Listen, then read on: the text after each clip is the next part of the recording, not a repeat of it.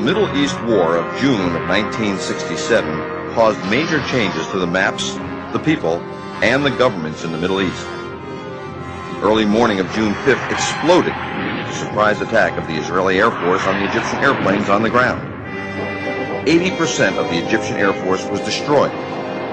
By June 7th, Israel had destroyed the air forces of Egypt, Syria, and Jordan. They had control of the Sinai Peninsula, Jerusalem, the West Bank, and Gaza.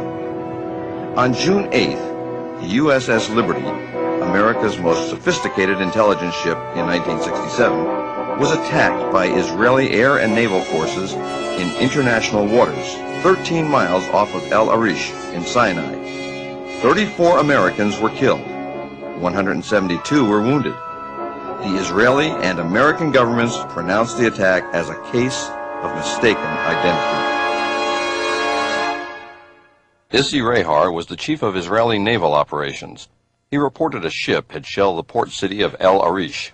So I think around 12 o'clock I decided to order 3 MTBs, motor torpedo boats, from the port of Ashdod. Are you sure you can't see any kind of an identification?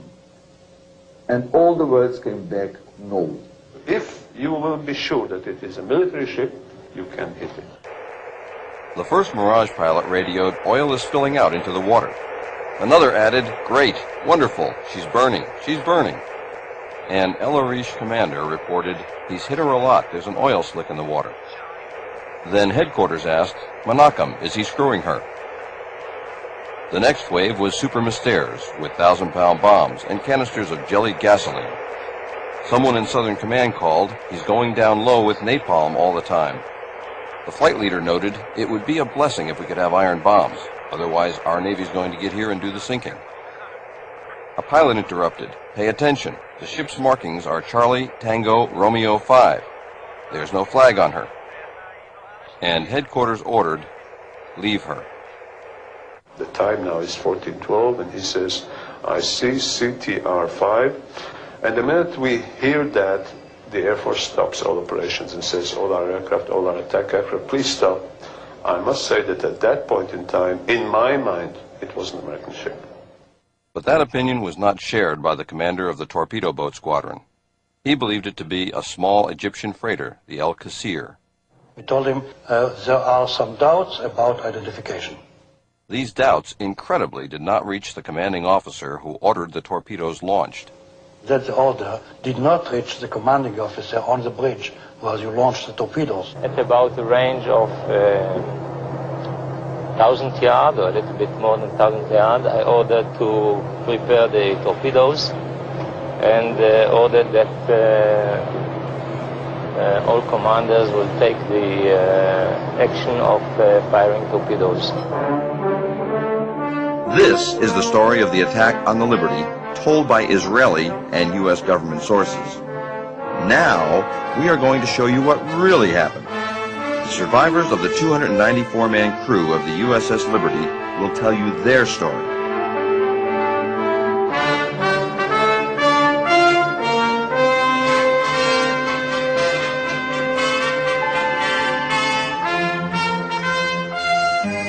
I'm Tito Howard, the producer of The Loss of Liberty. The host for this program about the attack on the USS Liberty will be Dr. Richard Kiefer, one of the many heroes that day. Dr. Kiefer was the only doctor aboard Liberty. He had a gunshot wound, he had a burn, he had a broken right kneecap, and he had 11 pieces of shrapnel in his abdomen, which he kept together with a life jacket. That man stood on those legs for 28 consecutive hours, saving American lives and limbs. This film should shock decent Americans. Above all, men and women who served in America's armed forces. It will shock particularly as it was an attack not by terrorists implacably opposed to the United States, as is the case of the USS Cole. The Liberty is the most decorated ship in the history of the United States Navy. 840 medals, including the Medal of Honor for her skipper, the Presidential Unit Citation for her crew, 2 Navy Crosses, 11 silver stars, and 204 Purple Hearts. The day before, I was topside when Israeli planes came by, and very close where we could wave to the pilots, and they were that close where we could wave back. It was a very clear day. It was a warm day. Sunshine was shining brightly out. Nice breeze blowing, and I distinctly remember hearing the flag flapping in the wind. There was approximately 13 sorties of our ship from 6 o'clock till 12 o'clock in the afternoon. We had a general quarters drill that lasted 45 minutes or so. Our captain, like me being an engineer, really believed in watertight integrity and making sure our people were equipped and knew how to fight fires and repair damage. I was coming to go back to the Triscom area. I stepped out on deck. That plane came by and looked right in the cockpit. You waved, I waved. That's how close they were, and they knew who we were. Well, all the recon flights that they had that morning, looking at our ship for approximately 6 to 7 hours, they had a good idea of what they were doing, and they hit us hard and fast with everything they had. Commander William McGonigal, the ship's captain, although he had been badly wounded, most of his bridge crew had been killed. He stayed on the bridge throughout the attack and the long night that followed. Admired and respected by his crew, he received the Congressional Medal of Honor for gallantry. When the plane struck, it was without provocation and certainly unexpected, and they seemed to descend on us from all directions at the same time. Those rockets and machine guns tore the ship. It killed men on deck, and we were defenseless. I heard this big bang, and there was bullet holes all behind in the cushions of the couch that I'd just left. And by the time I got to the door of the wardroom, the skipper was on the PA system that we were under attack by unknown forces, man your battle stations. Then the regular general quarters sound alarm went off, and right across the hatch from the wardroom is where I would go through, down 2 decks to my station. When I went through there was one rocket that came through and helped me to get down 2 floors in a dad-burned hurry. When I got up off my knees down there, well, we were well under attack. And the skipper again was on the phone system telling auxiliary radio to get word out to anyone that they could that we were under attack by unknown forces and we were in the need of help. My reporter station was Radio Central. It was my responsibility to keep up, ship-to-ship or ship-to-shore communications. And out on deck in Radio Central, we were taking rounds through the bulkheads. There was a 2 55-gallon drums of gasoline just outside the bulkhead on the 01 level that had caught fire from the strafing run. And that was heating that outside bulkhead and peeling the paint off on the inside. There was a lot of smoke in the compartment. There's holes where we were taking rounds where the sunlight shining through, and it was a real surrealistic look. I was topside fighting fires and doing other damage control work throughout the duration of the attack. At the same time, I was able to observe the jets flying overhead, and I also observed the American flag flying from the mast. At no time did that flag hang limp from the mast. I was one of the 2 signalmen on the USS Liberty when the ship was attacked, and my only job during the attack was to make sure that the flag was flying, so every few minutes I would walk out at the signal bridge up at the mast. And fighting what fire we could with what little water I could give the people topside for the fire, it was really a problem. That on the first pass they knocked out our ability to call for help. The one remaining antenna, which I had shut down because it had some problems in the tuner, is probably why it didn't get hit. I had to jury rig a coaxial cable directly from the transmitter to the antenna. So we were working feverishly to try to get a signal out at that time, and then finally there was we were able to get a signal to the 6th Fleet, and then I was listening to or monitoring that communications, and they said that they would be sending aircraft, and so at that point, we just felt overjoyed that knowing that there was going to be aircraft coming to our rescue. The initial strike by the planes on the ship commenced at about 5 minutes after 2 in the afternoon of 8 June. And the attack lasted about 20 minutes. The ship was fired at from port to starboard, starboard to port, stem to stern, and there was not a single compartment above the waterline that did not have one or more direct penetration by a rocket, machine gun, and they also dropped napalm on the bridge of the ship. At 2:35 p.m., Defense Secretary Robert McNamara recalled the 12 Navy fighters that had been sent to our defense by the carrier Saratoga. At that time, no one aboard the Liberty had identified the attacking Israelis. It was 1.5 hours later that our embassy in Israel first told Washington that Israelis had attacked a ship, possibly a U.S. Navy ship. How then did McNamara know to recall the help sent to defend the Liberty? When the ship came under attack. Now hear this, General Quarters, this is no drill. The ship is under attack by unidentified aircraft. And there were pings. We heard a lot of pinging, which were bullets running across the deck, and then we heard explosions. We didn't know what was going on, but of course General Quarters had sounded, so we battened down the hatches, and we started doing what we were trained to do. We were under attack. We could hear these shells hitting the ship. The whole ship would ring. It was like you were on the inside of a huge bell and someone beating on it with a sledgehammer.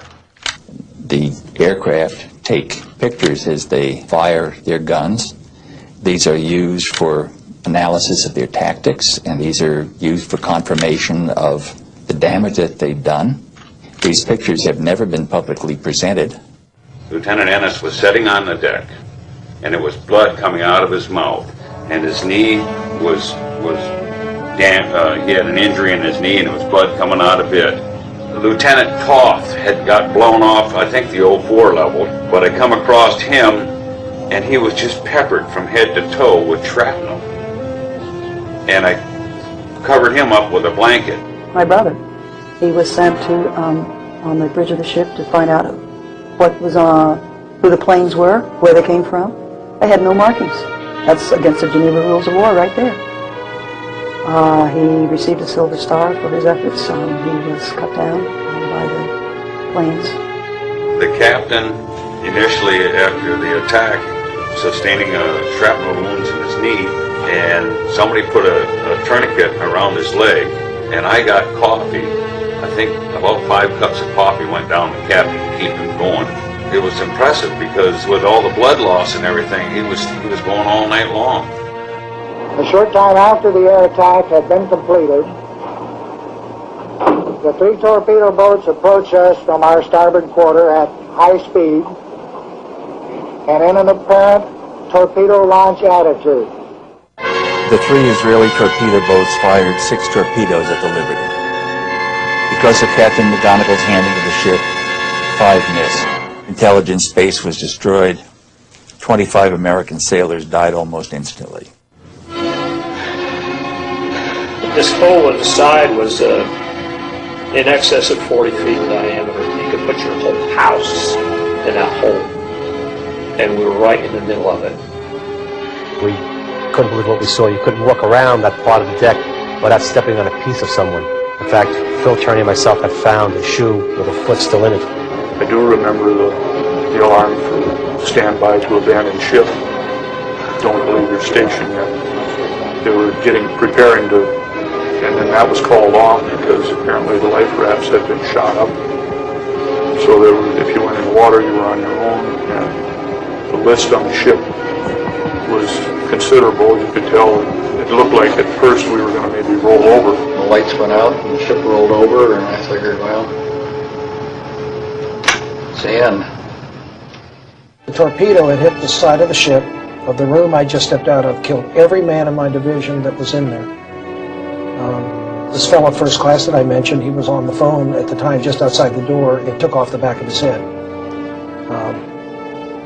It broke my lower left leg, both bones. It collapsed my lung, broke ribs, fractured my skull, blew out my eardrums. We took the guy down below, and I don't know how many runs I made up and down, carrying wounded. I saw all the bodies laying there on the tables where Dr. Kiefer had been working on. I was told that he was in the officers' wardroom operating on more people. 34 were killed, another 172 were wounded. The care of these people was done by myself with the assistance of 2 corpsmen. The corpsmen did many things of minor surgery, and I just had so much to do keeping people together, keeping their limbs attached to their body. We were in international waters. It was a beautiful day. You couldn't mistake us, and our flag was flying, for crying out loud.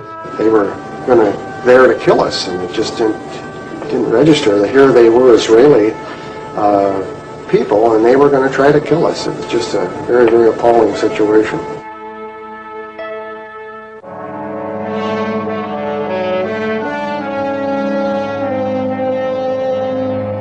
A strange quiet descended on the Liberty crew. After the explosion, the pounding of machine gun bullets slowed and stopped. Fires were put out. The stunned, angry, and exhausted crew caught their collective breath. Limping at 5 knots toward sanctuary several hundred miles to the north, they had somehow survived one of the most ferocious sustained attacks ever on an American ship. 34 were dead, 171 were wounded. All survivors had mental scars. There is not one single life raft. The wounded are treated. Sailors remember that they were promised help.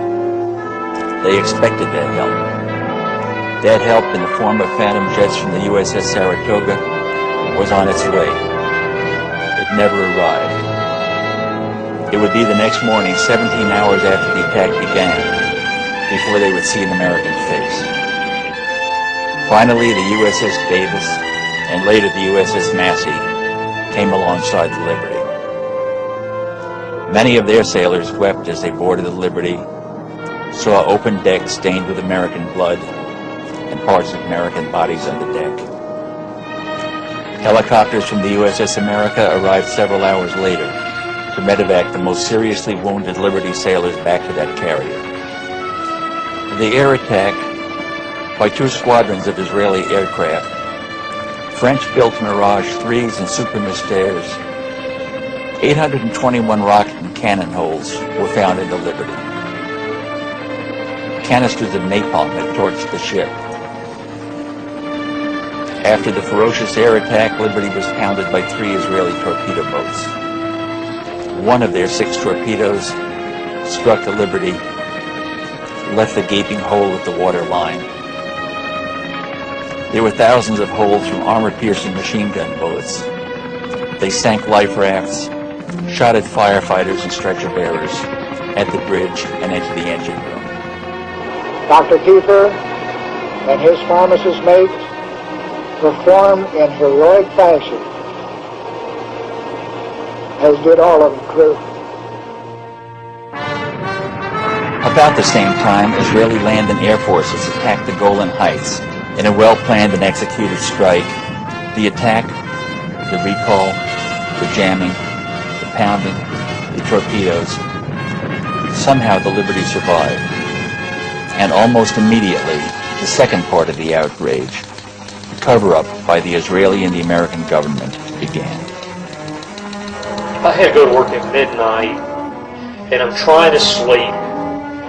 Just thinking about how we had been so shafted by our government, the Israeli government, told to shut up, no chance to talk to one another.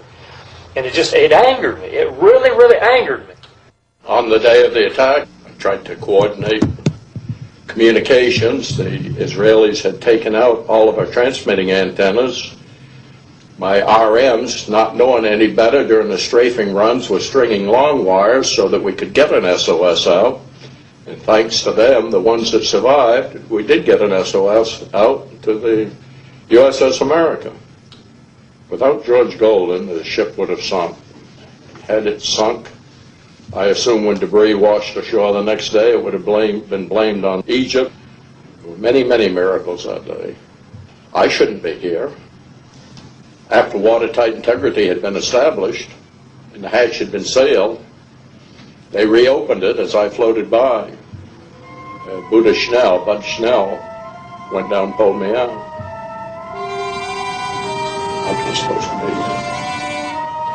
None of us should be alive today. Much to my dismay, I personally witnessed the machine gunning of life rafts as they floated by the Israeli torpedo boat crew members, raked the life rafts thoroughly with machine gun fire, making sure that if there had been anyone in the life rafts, they would not have survived. After the Israeli torpedo blew a huge hole in the Liberty, the last 3 life rafts were put over the side. Israeli torpedo boats sank 2 of those rafts, took the 3rd aboard. We were left with no rafts, nothing that could float. Shooting life rafts on a ship in distress is a war crime. Worst of all is what our government is doing to cover all this whole thing up. When I heard that Johnson, in the heat of the battle, was telling the Admiral Geis of the 6th Fleet that he didn't give a damn if every man drowned and the ship sinks. He said, I don't give a damn if every man drowns and the ship sinks. I don't want to embarrass our allies. That made me sort of wonder, with unmarked planes, how did he know it was our allies? So we should have had planes on site 45 minutes into this 2-hour attack, and they never showed. So did Israel apologize and then continue to attack us for an hour and 15 more minutes, or were we being lied to as to the conditions and why they recalled the planes? And because of the top secret operation of Liberty and it being the sensitivity of it being Israel, our closest ally, who accidentally attacked the ship, that we are ordered not to grant any interviews. You know, don't discuss this among yourselves, referring to the attack. Don't get over on the beach drinking in the bars and running your mouth. And he says, in fact, if you go ashore in Malta, you will remove your ship's name from your jersey or go ashore in civilian clothes. Well, another light goes off in my mind. Here's a flag admiral in the middle of the gung-ho 6th Fleet telling enlisted men to go ashore in civilian clothes that we're not even authorized to possess. And he says, you know, so that we won't be singled out and be asked questions about it. And he says, don't discuss the attack among yourselves. Don't write your friends back home about it. He says, in fact, when you get back home, don't even discuss it with your wife and family. And he said quite sternly, just forget it ever happened. And he says that repercussions for violating these orders to silence could result in your court-martial, imprisonment for violating national security, or worse. I noticed a very large helicopter with Israeli markings hovering very close to us. I looked in the door of the helicopter, which was open, and I could see a number of Israelis carrying automatic weapons. They had just heard that the 6th Fleet had finally launched aircraft to come to our assistance, and so they just left the scene. Helicopter gunships, I'm sure in my mind, would have picked off survivors if we'd abandoned ship. They were sent there to finish us off. The aircraft were sent to make us incommunicado so we couldn't send an SOS out. The torpedo boats were sent to sink us, and the helicopters were sent to pick off survivors so there'd be no choice. It was a perfectly executed military operation. If you look at the photographs of the Liberty after the attack, on the first strafing run, they used heat-seeking missiles that took out the tuning section of every transmitting antenna on the ship. In less than 2 seconds, they had taken out all our communication capability. The attack on the USS Liberty lasted as long as the attack on Pearl Harbor, about 2 hours. You've heard the outrageous, implausible Israeli version of the attack on Liberty, told by their first-hand observers. You've heard what actually happened, told by the valiant Liberty crew. Now, hear what some of America's greatest heroes and leaders have to say. Colonel Mitchell Page was the last Marine standing after repulsing a Japanese regiment on Guadalcanal. We all know that this was in international waters. It was an unprovoked, intentional attack on a U.S. vessel with one objective: to sink it and kill all aboard. Unprovoked attack. I think it was dastardly. I think it was a betrayal of any friendship that we may have had with that nation, and I think that it should be exposed to the entire world and all brought out so that the whole world would know the actual truth about that particular day in 1967. And very widely could see this was an American ship. And not only did the Israelis attack it, they did this with their Army, Navy, and Air Force. Though badly wounded, Navy Master Chief Bob Bush held off a Japanese advance while saving his commanding officer's life. You know, it's impossible for me to figure out why maybe I would sit here and attack you when we're friends. I mean, they're getting our money to buy those French airplanes, and then they turn around and attack our ship when they can see that it's our ship. It's absolutely uncalled for.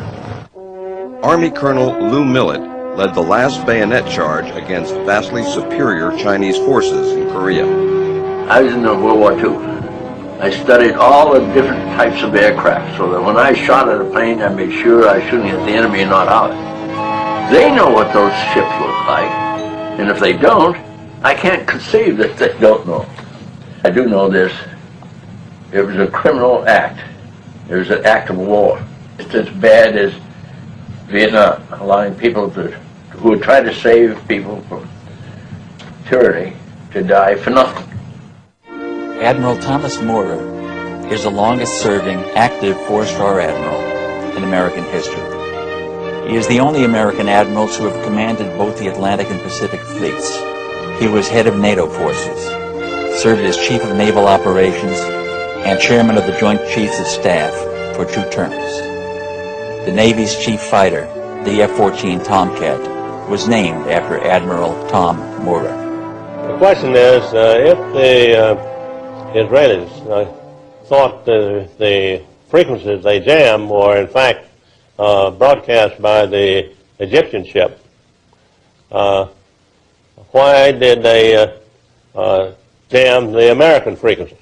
There's no question about the fact that the jamming of the Liberty frequencies was deliberate and was undoubtedly ordered by high authority. Since a large part of the crashes were caused by torpedo boats, could have been prevented from making those attacks by the aircraft that were on their way to help when they were recalled. Admiral Arleigh Burke was known as Mr. Navy. His long and illustrious career was capped by him becoming the Chief of Naval Operations. The high-tech modern American Navy destroyers were named the Arleigh E. Burke class of destroyer. And don't know yet why we didn't protect that ship. I don't know why the Israelis would take such terrific chances. It must have been something that was very important to them to decide to attack without considering the probability of war. Recuperating from serious throat surgery, the Saratoga skipper, Joe Tully, spoke about the launch and recall of protective aircraft. I had launch ready at that time 12 aircraft, conventionally armed, and I immediately launched them. And to my surprise, the America did not launch.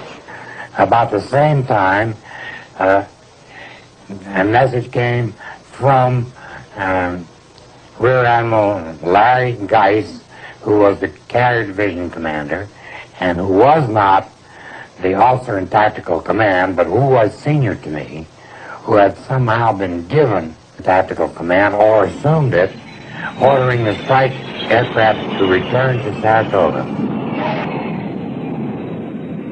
And it was the first time that the hot line, the red line between Washington and Moscow, had been activated.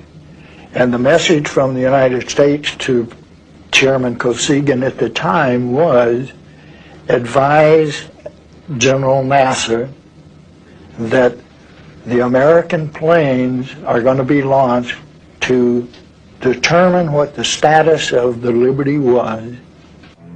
I have spent a large part of my life flying over the oceans and identifying ships. And this ship was perhaps the easiest ship to identify that was listed in the United States Navy.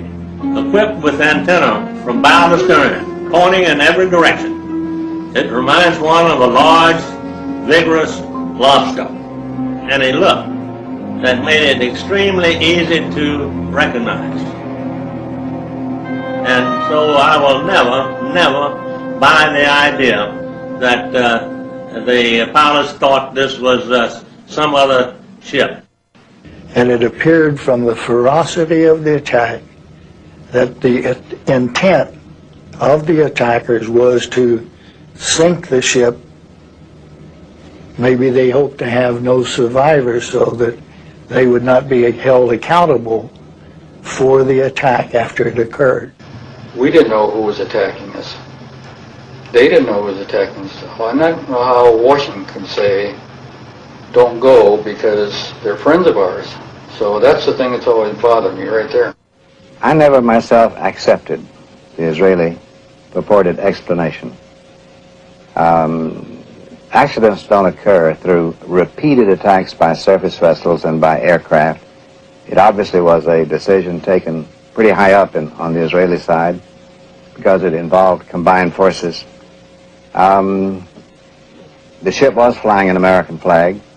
Even if it had been unidentified from an Israeli point of view, it was a reckless thing for them to do. Suppose it had been a Soviet ship.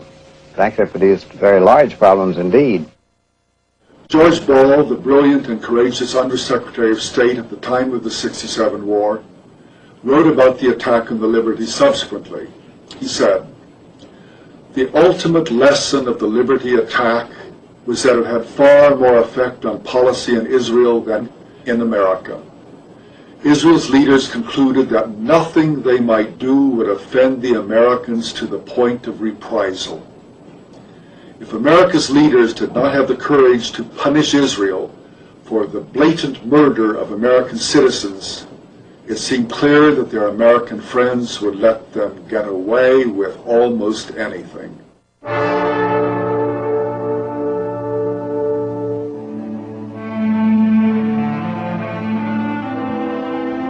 Fleet tug Papago would be our escort into Malta.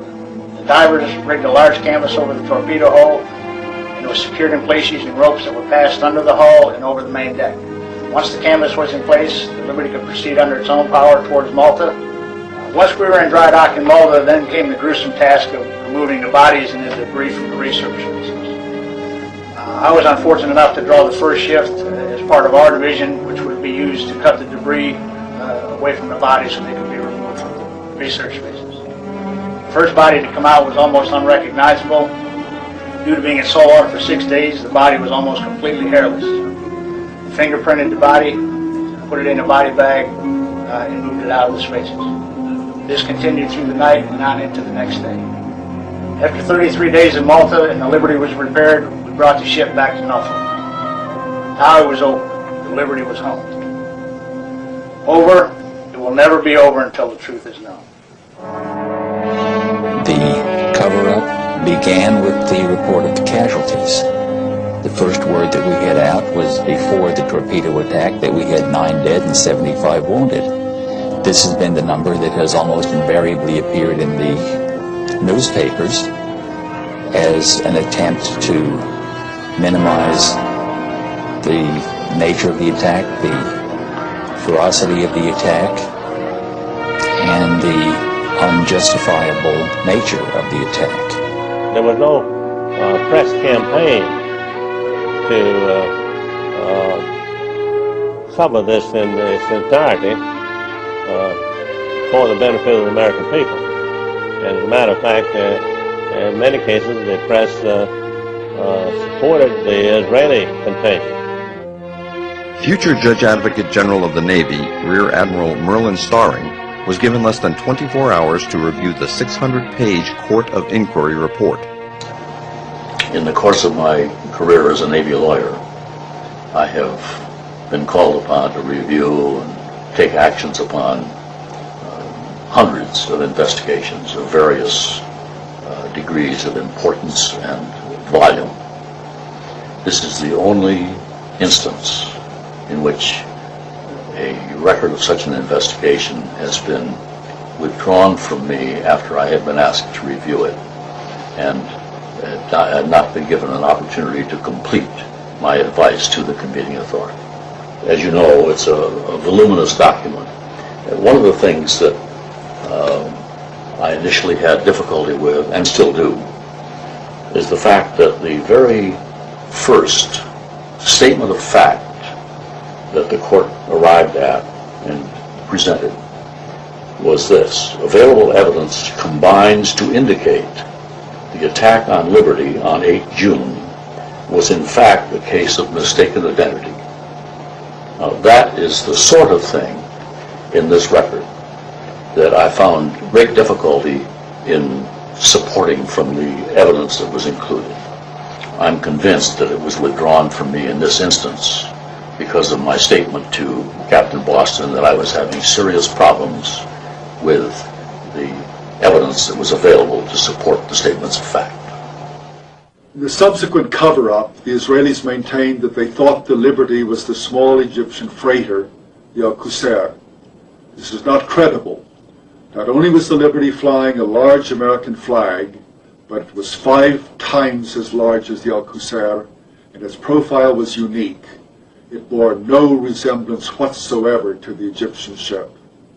Tordella was the deputy director at the time of the attack. Tordella, when he received the copy of the Israeli mistake explanation, wrote across the top of it a nice whitewash. He didn't believe it at all. And he later wrote another memorandum for the record indicating that he thought that the most likely explanation was that the Israelis attacked the Liberty because they didn't want the Liberty to hear what was going on in the Sinai. And this is the highest professional at NSA. In addition, the director of NSA at the time, Marshall Carter, told me that he thought it was deliberate. In addition to that, he was very offended in another memorandum he wrote that it appeared that the Johnson administration wanted to cover up the whole thing. They actually wanted to sink the ship so that Israel wouldn't be embarrassed. Admiral Kidd, when he came aboard our ship to interview the survivors, he got us in small groups, 3 or 4 or 5 sailors, and he would ask us questions. The first thing he did is he took off his stars, laid them on the table, and said, "Listen, open up to me and talk to me just like her. I'm just like you, one of you." So we did. We trusted him. We opened up with our hearts. We told him exactly the way we felt, what happened, what we saw. And when that was done, he put his stars back on his lapel, and he ordered us not to say anything to anybody, our families, friends, shipmates, anyone. If we did, we faced the possibility of a court-martial, penitentiary, or worse, and everyone knew what worse meant. Actually, he scared the death out of me. I didn't talk about the attack to anyone for almost 20 years. Not knowing why they did this and not having our government back us then and now. It's an open sore. It's festering to this day. It's not going away. I think it's important that we do have an investigation. I would never give up on that until I'm too old to come to these things. It needs to be done. Pete Bucher from the Pueblo said he wouldn't even have gone if he could have known what really happened to us. All he knew was some piddly little thing you heard about on the news. In late 1991, Dwight Porter, who was ambassador to Lebanon during the 1967 war, told columnists Evans and Novak that immediately after the attack on the Liberty, the CIA station chief handed him intercepted messages between the Israeli war room and their planes. The pilots were given orders to attack the ship, and they replied immediately that it was an American ship. The Israeli headquarters responded, "You have your orders, attack the ship." The pilots tried once again, "But it's an American ship. We can see its flag." And headquarters insisted, "You have your orders, attack it." And attack it they did, and the consequences are well known. So one of the things I found out was that that had never been discovered before was the fact that at the time the Liberty was attacked, the NSA also had an eavesdropping plane flying high above the scene of the action. It was an EC-121, and during the entire course of the war, the U.S. had eavesdropping planes going over the area, collecting signals, eavesdropping on what was going on below. And this plane was flying right over the scene of the attack. And I talked to two of the crew members of the plane, and both of them agreed that what they heard were comments from both the pilots and the torpedo boat personnel mentioning the U.S. flag. Now that flies in the face of what the Israeli explanation says. The Israeli explanation says nobody on either the planes or the ships ever saw a U.S. flag. Evans and Novak got further confirmation of the Israeli attack from an American-born Israeli major, Seth Mintz, who was in the Israeli war room at the time of the attack. He told the reporters, quote, "Everyone felt that it was an American ship and that it was the Liberty. There were comments about the markings, about the flag. Everybody in the room was convinced it was an American ship," unquote. Mintz told Evans and Novak that the Israelis were guilty of an outrage. True. But the American suppression of the truth was an equal outrage. Well, at the time, the Liberty was off the coast of the Sinai, off the coast of where El Arish was on the Sinai Peninsula. According to Israeli military historians who wrote reports of it at the time, and other eyewitnesses, the Israeli military was killing prisoners, Egyptian prisoners, committing war crimes, desperate acts of war crimes in order to, so they wouldn't have to transport the prisoners because they had no place to put the prisoners. They decided to take the most expedient method and just kill them. If the planes dispatched by the Saratoga had continued to the rescue, the Israelis would have been driven off. But Washington took the Israelis at their word. They said they had recognized their error, and they apologized. And the attack had already stopped, they said, but they were lying. The attack continued for another hour and 20 minutes, during which 25 more American sailors died, and 110 more were wounded. All would have been spared if the American planes sent to help them had not been recalled by Washington. The point was, the attack did take place. There were a lot of reasons that the Israelis would have wanted to hide things from the U.S., and that's why there is a need for investigation.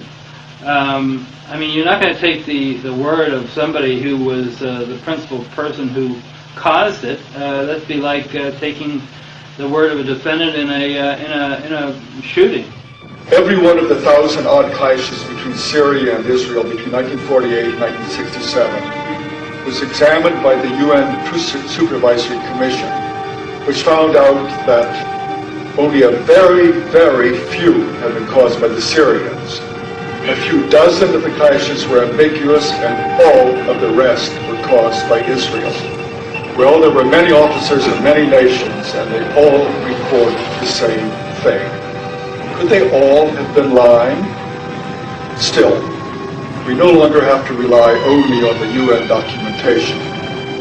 Moshe Dayan, who commanded the Israeli forces in 1967 and had given the order to occupy the Golan, gave an interview to an Israeli journalist in 1976. The interview was kept secret until April 1997, when it was published in an Israeli newspaper. It has been authenticated by Israeli historians, and General Dayan's daughter, Yael, a member of the Knesset, insisted that it be published. Why did he give the order? To invade. Essentially, it was because of pressure from the would-be settlers in the Golan, who convinced Levi Eshkol, the Israeli prime minister, to occupy the heights and the fertile lands beyond. And when asked if that were all there was to it, Dayan replied, "I can tell you with absolute confidence that they were not thinking about security. They were thinking about the heights land. I saw them. I spoke with them. They didn't even try to hide their greed for that land." The best one is the one where they wanted the Golan Heights. And Johnson said, that's enough, and they needed another day to get the Golan Heights, which they still have, which I didn't think you were supposed to do, take land from another country and keep it.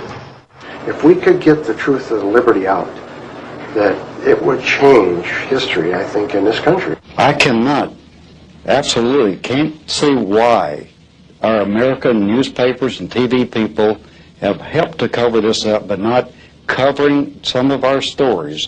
The Navy Board of Inquiry would not admit testimony about the jamming, the recall, the unmarked planes, the shooting of life rafts, and other material that we tried to present. They asked questions. We were allowed to answer those questions, period. They put me into a ward with 12 to 13 other patients, and within 30 minutes they removed me from that ward and put me into a single room. I noticed that I had a name tag with Smith on, and right after I noticed that, an officer came in and told me that from now on my name is Smith, I was never on the Liberty, and I was never ever to talk about it to anyone. I still have 53 pieces of shrapnel in me today. Never before has the U.S. Navy ignored eyewitness testimony of American military to accept on faith the story told by their attackers. Certain entries in the ship's log of June 8th have raised serious questions. Nobody knew who was wounded or how severely. This had not been established until days after reaching Malta.